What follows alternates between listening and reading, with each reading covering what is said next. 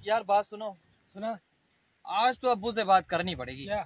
शादी के बारे में। और क्या यार, हमारे इतने सारे दोस्त हैं, उनके इतने इतने बच्चे हो गए, और हमारा ना ही रिश्ता ना ही क्या यार। किस तरह का अब्बू है हमारा। आज तो अब्बू से बात करनी है यार आज चल। सबसे बड़ा तो मैं हूँ, पहले मेरी। आगे जा, हाँ। आगे चल। अस्सलाम वालेकुम अब्बू। वालेकुम सलाम बेटे, कैसे हैं आप? ठीक है। अल्लाह का शुक्र। अब्बू सबको आपसे कुछ बोलना चाहता है। हाँ, बोल बेटा। मैं क्या बात है? मैं ये पूछ रहा था कि आपकी कितनी उम्र में शादी हुई थी? 18 साल का था। अब मैं भी अबू 25 साल का हो गया हूँ।